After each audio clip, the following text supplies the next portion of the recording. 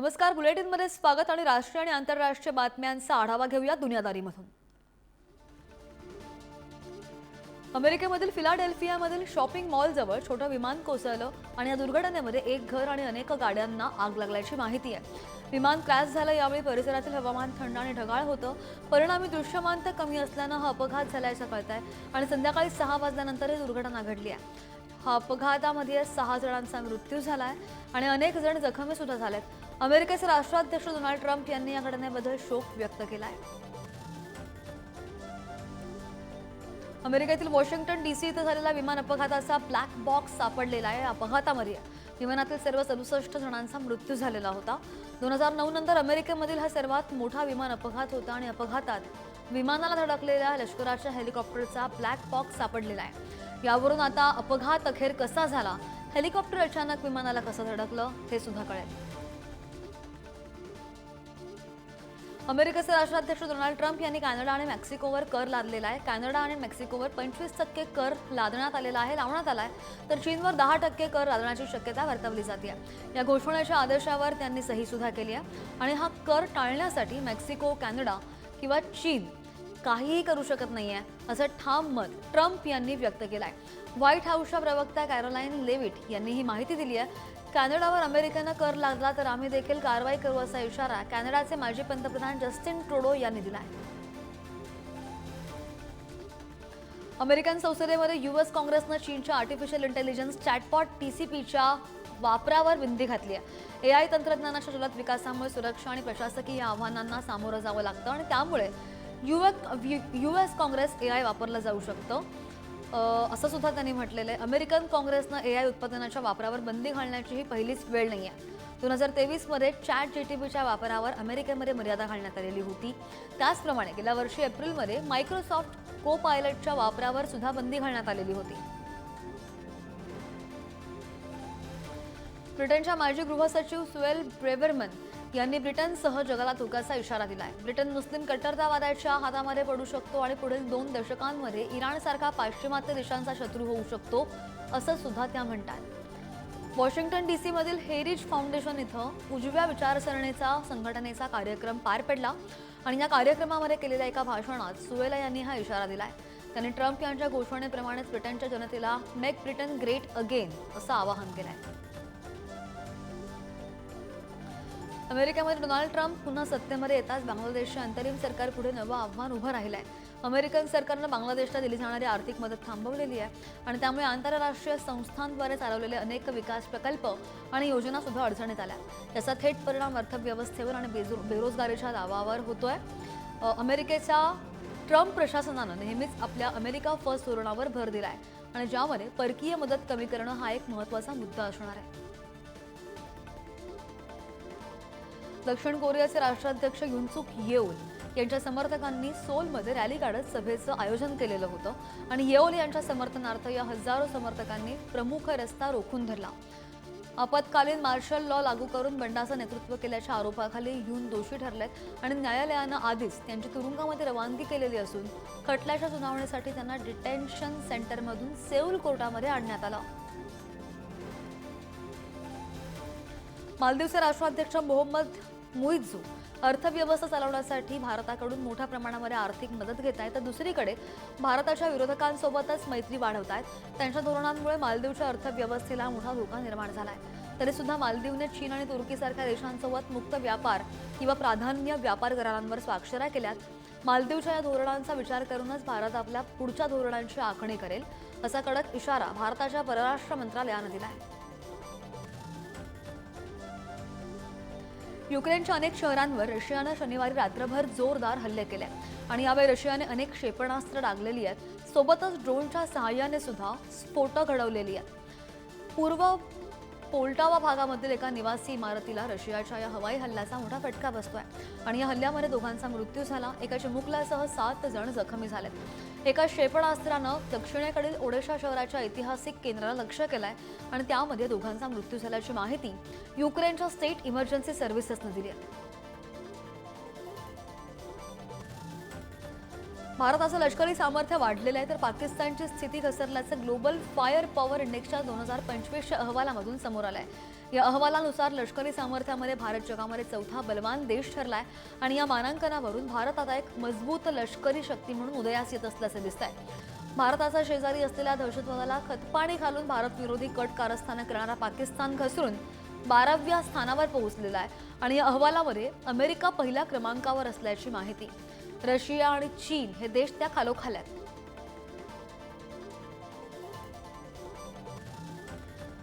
हमासने 3 Israeli ओलिसांची युद्धविराम करारानुसार सुटका केली आहे आणि रेड क्रॉसच्या मदतीने 3ही ओलिसांना इस्रायली लष्कराकडे सुपूर्द करण्यात आलाय. सुटका करण्यात आलेल्या ओलिसांपैकी यार्डन बिबासची पत्नी आणि 2ही मुलं हमासच्या ताब्यात असताना मरण पावलेली होती.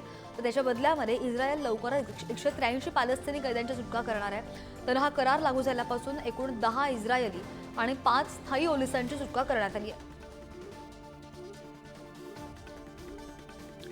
मध्य आफ्रिकेमधील काँगोच्या पूर्व भागामध्ये हिंसाचार सुरू आहे. या हिंसाचारामुळे दक्षिण कोरियानं आपल्या नागरिकांच्या प्रवासावर कठोर निर्बंध लावण्याचा निर्णय घेतला आहे. दक्षिण कोरियाच्या परराष्ट्र मंत्रालयानं ही माहिती दिली आहे. सरकारने लादलेल्या निर्बंधांमुळे नागरिकांना काँगोसह आसपासच्या भागांमध्ये जाता येणार नाहीये. तर काँगोच्या आसपासच्या इतर भागांसाठी सुद्धा हे निर्बंध लावण्यात आलेले असून नागरिकांना लवकरात लवकर त्या परिसरामधून सुरक्षित ठिकाणी जाण्याचं आवाहन करण्यात आलं आहे. पाकिस्तानच्या बलुचिस्तान प्रांतामध्ये पुन्हा एकदा मोठ्या हल्ल्याची घटना समोर आली, उघडकीस आली.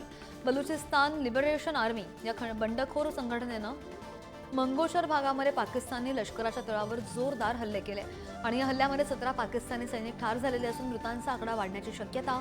बंडखोरांनी लष्करी चौकीला ताब्यात घेतलेला आहे आणि अनेक महामार्ग आणि महत्त्वाच्या भागांवर सध्या बंडखोरांचा ताबा असल्याचं सांगितलं जात आहे.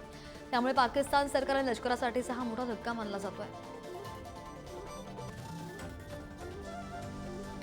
चीनचे राष्ट्रपती क्षी जिनपिंग यांनी एक हाती सत्ता प्रस्थापित केली आहे आणि अशा परिस्थितीमध्ये आपत्कालीन परिस्थितीचा सामना करण्यासाठी चीननं मोठी रणनीती आखलेली आहे. चीन बीजिंग जवळ जगातील सर्वात मोठं लष्करी कमांड सेंटर बनवण्याची तयारी करत आहे आणि हे सेंटर अणुयुद्धाच्या परिस्थितीमध्ये देशातील नेत्यांचं संरक्षण करण्यास सक्षम सुद्धा असणार आहे.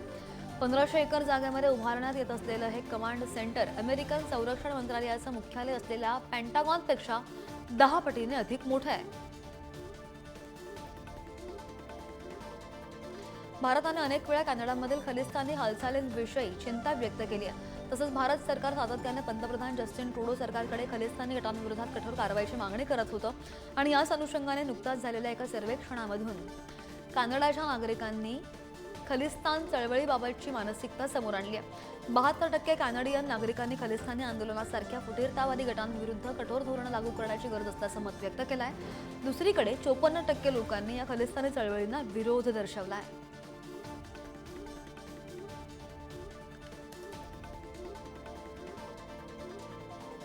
भारताला जगाचे उत्पादन केंद्र बनवण्यात चीनचा अडसर असल्याचं एका अहवालामधून समोर आलंय.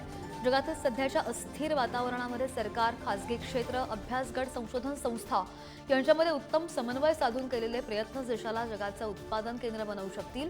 तर दुसरीकडे जागतिक उत्पादनाचे मोठे केंद्र म्हणून सुद्धा चीनची वाढणारी क्षमता, त्या क्षमतेचा इतर देशांच्या महत्त्वाकांक्षांवर होणाऱ्या परिणामांचं आव्हान आहे.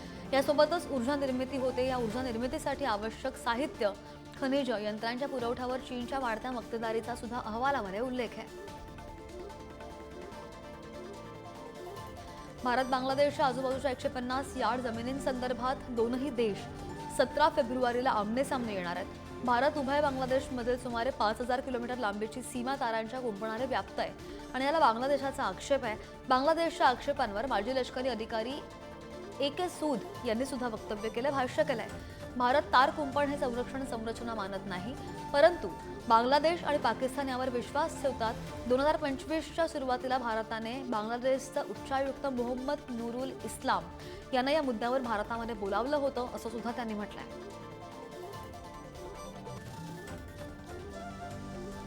भारत या वंशाच्या अमेरिकन अंतराळवीर सुनीता विलियम्स यांनी पुन्हा एकदा इतिहास रचलाय. त्यांनी अवकाशामध्ये 62 तास 6 मिनिटं सर्वाधिक वेळ स्पेसवॉक केल्याचा विक्रम आपल्या नावावर नोंदवलेला आहे. इतर महिला अंतराळवीरांना मागे टाकत सर्वाधिक वेळ त्यांनी स्पेसवॉक केल्याचा विक्रम आपल्या नावावर नोंदवल्याची माहिती आहे. यापूर्वी हा विक्रम माजी अंतराळवीर पेगी विटसन यांच्या नावावर होता आणि त्यांनी 60 तास 21 मिनिटं अंतराळामध्ये वॉक केलेला होता. आता सुनीता विल्यम्सचं नाव नासाच्या सर्वकालीन यादीमध्ये 4थ्या क्रमांकावर आहे. टेस्ला कंपनीचे सीईओ इलॉन मस्क हे आपल्या अनेक निर्णयांमुळे कायम चर्चेत असतात. इलेक्ट्रिशियन आणि प्लंबर संदर्भात मस्क यांनी एक मोठं विधान केलं. राज्यशास्त्राच्या पंडितांपेक्षा इलेक्ट्रिशियन्स आणि प्लंबर्स अधिक मोलाचे असल्याचं इलॉन मस्क यांनी म्हटलंय. तसंच यशस्वी होण्यासाठी आपण 4 वर्ष महाविद्यालयामध्ये शिक्षण घेतलं पाहिजे हा विचार मनात नसावा असं सुद्धा मस्क यांनी म्हटलंय. त्यांच्या या विधानाचा व्हिडिओ अनेकांनी एक्सवर शेअर केलेला आहे. पाकिस्तानमध्ये टिकटॉक व्हिडिओ पोस्ट केल्यामुळे वडिलांनीच लेकीची हत्या केल्याची धक्कादायक घटना घडली आहे. या मुलीचा टिकटॉकवर व्हिडिओ बनवणं वडिलांना पटत नव्हतं, तर व्हिडिओ वडिलांना आक्षेपार्ह वाटत होते. त्यामुळे वडिलांनी लेकीला थेट गोळा झाडत ठार मारून टाकलाय. या प्रकरणी वडिलांवर गुन्हा दाखल झालेला आहे आणि पोलीस या प्रकरणी ऑनर किलिंगची शक्यता सुद्धा तपासून पाहतात. पाकिस्तानमध्ये ऑनर किलिंगच्या घटना सातत्यानं वाढत आहेत. पाकिस्तानमध्ये दरवर्षी शेकडो लोक ऑनर किलिंगमध्ये मारले जातात.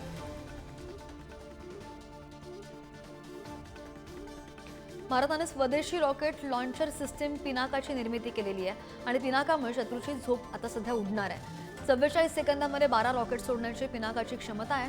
त्याची मारक क्षमता 45 किलोमीटर इतकी आहे. कमी वेळेत जास्त दूरवर मारा अशी पिनाकाची खासियत आहे. पिनाका रॉकेट लॉन्चर सिस्टीमच्या यशस्वी चाचणीनंतर आता त्यांची खरेदी प्रक्रिया सुद्धा सुरू होणार आहे.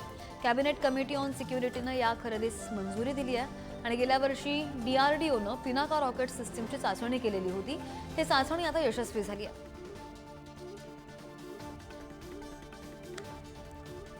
संसदेमध्ये सादर करण्यात आलेल्या अर्थसंकल्पामध्ये केंद्र सरकारनं संरक्षण विभागासाठी 6,81,210 कोटींची तरतूद केली आहे. ही रक्कम गेल्या तरतुदीपेक्षा जास्त आहे, बरीच जास्त आहे. एकूण भांडवली खर्च अंदाजे 1,92,387 कोटी रुपये आहे. तर महसुली खर्च 4,88,822 कोटींच्या घरात आहे. पेन्शनसाठी 1,60,795 कोटी रुपयांची तरतूद करण्यात आली आहे. तसंच भांडवली खर्च अंतर्गत विमान आणि एरो इंजिनसाठी 48,614 कोटी रुपयांची, नौदल ताफ्यासाठी 24,390 कोटींची, तर इतर उपकरणांसाठी 63,099 कोटी रुपयांची तरतूद करण्यात आली आहे.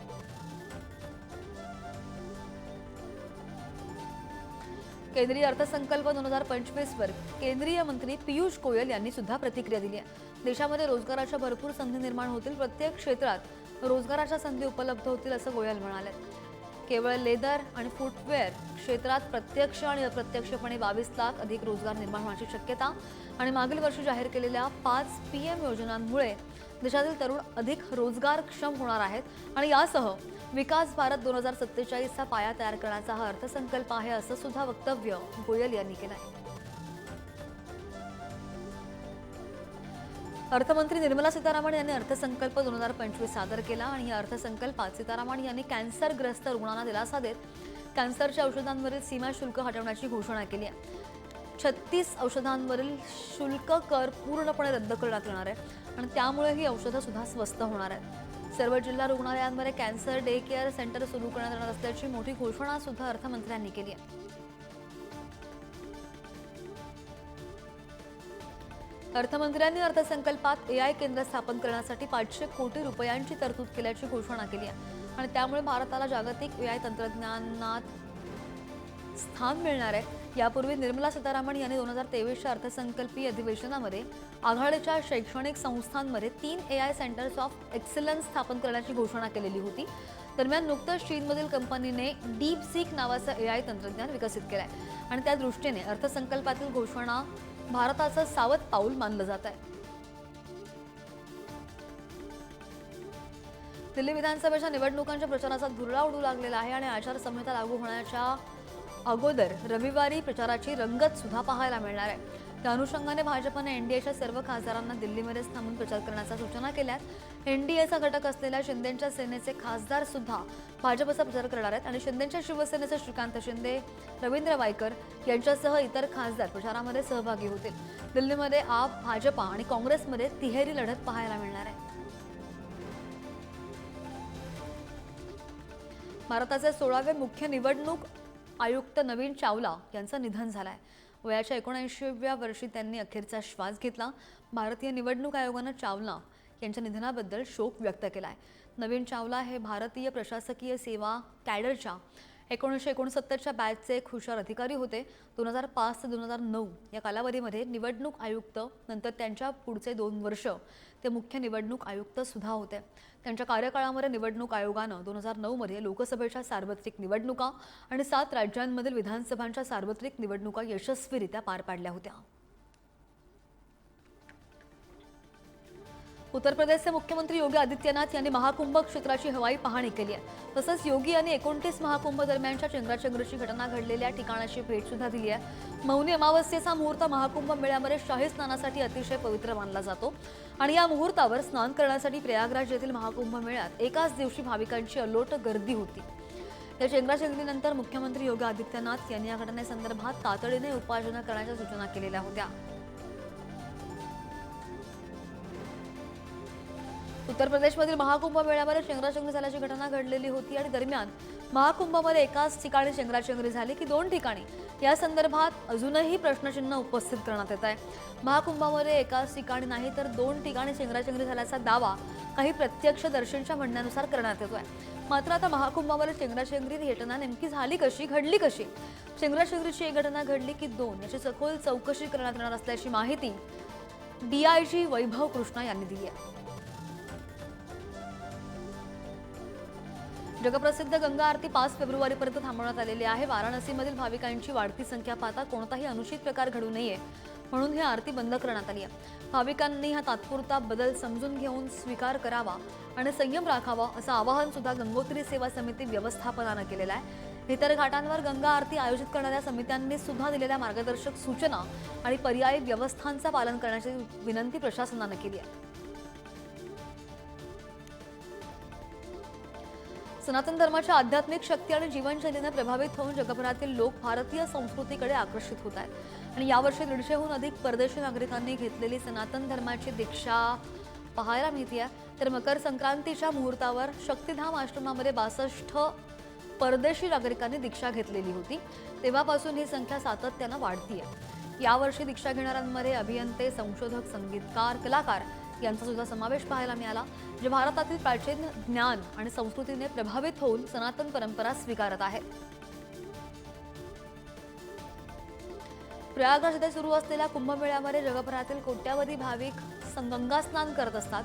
मात्र पाकिस्तानातील हिंदूंना व्हिसा संबंधित समस्येमुळे यामध्ये सहभागी होता येत नाही आणि त्यामुळे पाकिस्तानमध्ये नदीच्या पाण्यामध्ये अंघोळीसाठी एक तलाव बांधण्यात आलाय. त्यातील पाण्यामध्ये गंगेचं पाणी टाकण्यात आलंय आणि भाविक त्यात स्नान करतायत. तसंच गंगा स्नानाचा अनुभव घेता यावा यासाठी पुजारी भाविकांच्या अंगावर पाणी सुद्धा टाकताना पाहायला मिळत आहे. या महाकुंभामध्ये भाविकांचा उत्साह पाहण्यासारखा आहे.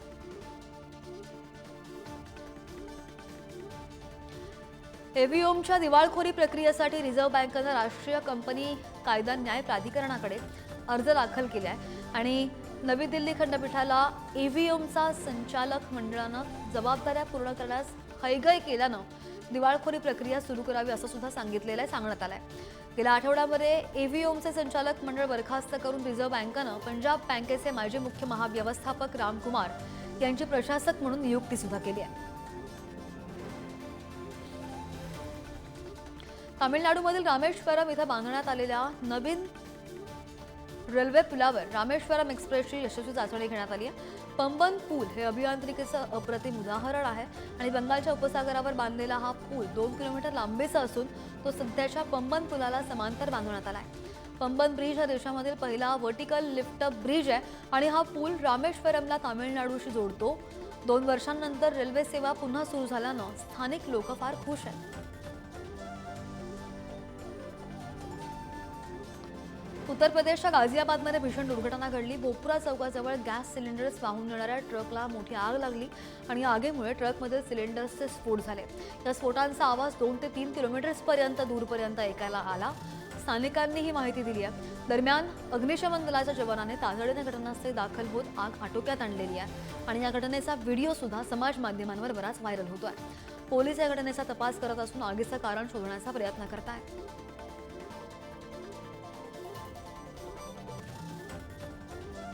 अर्थमंत्र्यांनी संसदेमध्ये 8वा अर्थसंकल्प सादर करताना विद्यार्थ्यांसाठी महत्त्वाचा निर्णय घेतलाय.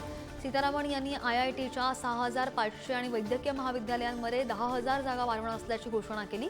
तसंच त्यांनी पुढील 5 वर्षांमध्ये वैद्यकीय महाविद्यालयांमधील 75 जागा वाढवणार अशी सुद्धा मोठी घोषणा केली आहे. गेल्या वर्षी अर्थमंत्र्यांनी देशामध्ये नवी वैद्यकीय महाविद्यालयाचं उभारण्याची घोषणा केलेली होती आणि त्यानंतर आता MBBSच्या जागा वाढवण्याची घोषणा सुद्धा केल्याची माहिती. छत्तीसगडच्या गंगालूर पोलीस स्टेशनच्या हद्दीमध्ये पोलीस आणि नक्षल यांच्यामध्ये चकमक झाली. पोलिसांनी केलेल्या कारवाईमध्ये 8 नक्षली मारले गेले आणि अन्य सामग्री हस्तगत करण्यात आलेली आहे. DRG कोब्रा CRPF 222 यांची संयुक्त टीम नक्षल विरोधी अभियान राबवत असताना ही चकमक झाल्याची माहिती. गंगालूर क्षेत्रामध्ये नक्षल दबा धरून बसले होते आणि अशी गोपनीय माहिती पोलिसांच्या पथकाला मिळाली. बेळगावमधील धर्मवीर संभाजी चौकामधून आंतरराष्ट्रीय कृष्ण भावना मृत संघाच्या वतीनं 27वी हरे कृष्ण रथयात्रा सुरू झाली. या रथयात्रेमध्ये देश विदेशातील हजारो भाविक सहभागी झाले. इस्कॉनच्या या रथयात्रेमध्ये भाविकांचा मोठा उत्साह दिसून आला.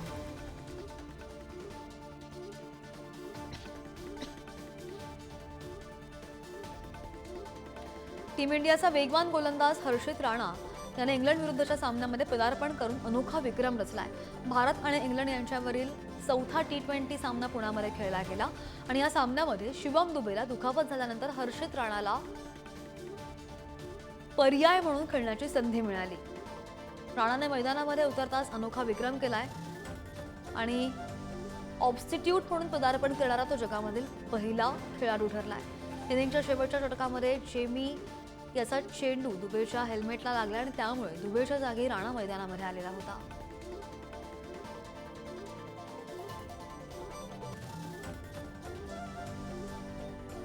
उत्तराखंडमध्ये सुरू असलेल्या 38व्या राष्ट्रीय क्रीडा स्पर्धेमध्ये महाराष्ट्राने अव्वल स्थानावर झेप घेतली आहे.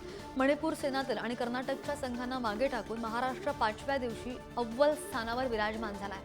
10 सुवर्णांसह 16 रौप्य आणि 11 कांस्य अशी एकूण 37 पदकं महाराष्ट्राच्या खात्यामध्ये जमा झाली आहेत. खो खो संघाने 2 सुवर्ण पदकं जिंकल्यामुळे 4थ्या स्थानावरील महाराष्ट्राने प्रथम स्थानावर मुसंडी मारली आहे. पथक प्रमुख संजय शेटे यांनी खेळाडूंचं अभिनंदन केलं.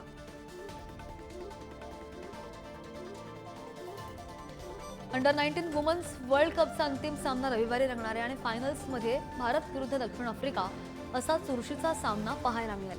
दक्षिण आफ्रिकेने ऑस्ट्रेलियाला पराभूत करत अंतिम सामन्यामध्ये धडक मारली आहे, तर भारतीय संघाने इंग्लंडचा धुव्वा उडवत सलग दुसऱ्यांदा अंतिम फेरीमध्ये प्रवेश केलाय. टीम इंडिया आणि दक्षिण आफ्रिका दोन्ही संघ या स्पर्धेत आतापर्यंत अजिंक्य आहेत आणि यामुळे दोनही संघांमध्ये चुरशीचा सामना रंगण्याची शक्यता वर्तवली जाते. या सामन्याला भारतीय वेळेनुसार दुपारी 12 वाजता सुरुवात होईल. चॅम्पियन्स ट्रॉफी 2025 स्पर्धेपूर्वीच अष्टपैलू खेळाडू मिचेल मार्श दुखापतीने ग्रस्त आहे आणि त्यामुळे मिचेल मार्श स्पर्धेमधून बाद झालाय. ऑस्ट्रेलियाला हा सगळ्यात मोठा धक्का मानला जातोय. स्पर्धेला अवघे काही दिवस शिल्लक असताना बदली खेळाडूसाठी धावाधाव सुरू झाली आहे. बॉर्डर गावस्कर कसोटी मालिकेदरम्यान त्याला पाठदुखीचा त्रास झाला. पाठदुखीच्या त्रासामुळे श्रीलंकेविरुद्धच्या कसोटी मालिकेला सुद्धा मार्श मुकल्याचं पाहायला मिळालं.